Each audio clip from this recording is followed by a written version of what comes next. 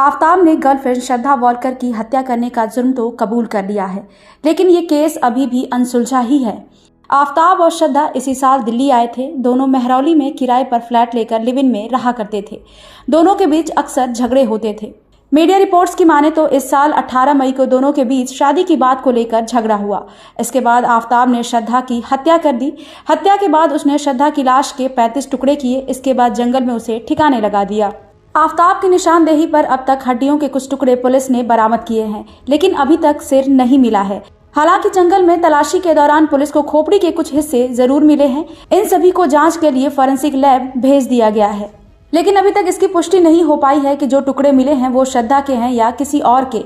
आफताब के मेहरौली के जंगल में बने तालाब में श्रद्धा के सिर फेंकने की बात बताई है।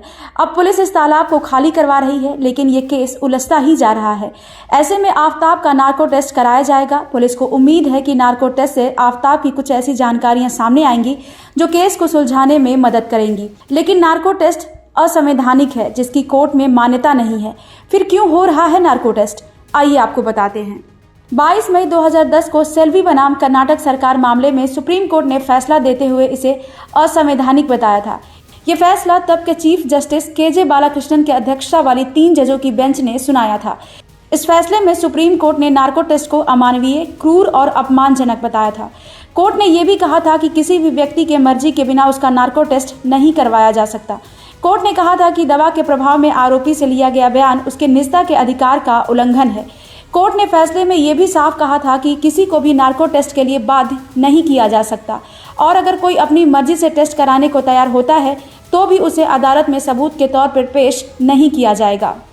पहले भी ऐसा ही होता था। नार्को टेस्ट में आरोपी के बयान को अदालत में सबूत के तौर पर पेश नहीं किया जा सकता था। हालांकि सुप्रीम कोर्ट के फैसले से पहले नार्को टेस्ट में दिए बयान को मुख्य सबूत से जोड़कर देखा जा सकता था।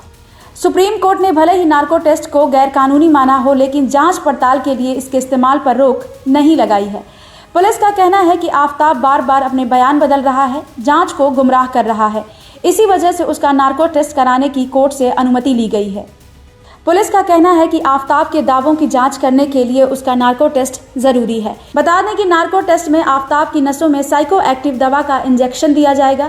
इसे ट्रुथ ड्रग भी कहते हैं। इसमें सोडियम पेंटोथल नाम का केमिकल होता है। ये केमिकल जैसे ही नसों में जाएगा वो कुछ मिनट से लंबे समय तक बेहोशी में चला जाएगा। बेहोशी से जगने के बाद भी वो आधी बेहोशी की हालत में रहेगा। माना जाता है कि आधी बेहोशी की हालत में व्यक्ति ज्यादा दिमाग नहीं चला पाता और जानबूझकर झूठ नहीं बोल पाता। हालांकि नार्को टेस्ट की अदालत में मान्यता नहीं है, लेकिन फिर भी ये टेस्ट क्यों किया जा रहा है? इस मामले को लेकर रिटायर्ड दिल्ली पुलिस चीफ ने नाम न छापने के शर्त पर बताया कि नार्को टेस्ट में दिया बयान कोर्ट में नहीं चलता, लेकिन इसमें जांच में मदद मिल सकती है। उन्होंने बताया कि नार्को टेस्ट के आधार पर अगर पुलिस को कुछ मिलता है तो ये काफी मददगार साबित होता है। तंदूर हत्याकांड की जांच में शामिल एक पुलिस अधिकारी ने न्यूज एजेंसी को बताया कि नार्को टेस्ट में दिया गया बयान भले ही कोर्ट में मान्य ना हो, लेकिन ये पुलिस को सबूत जुटाने में मदद करता है।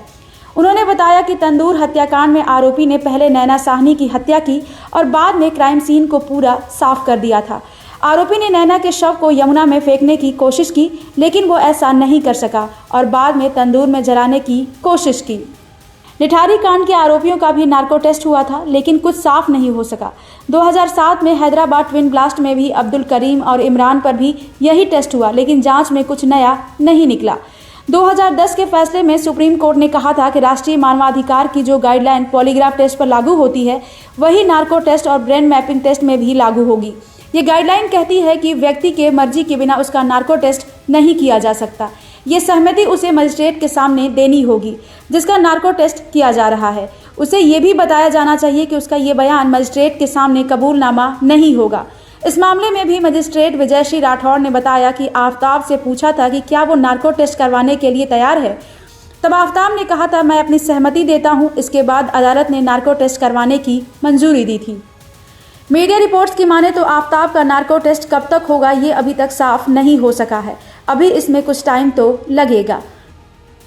ब्यूरो रिपोर्ट, क्राइम तक।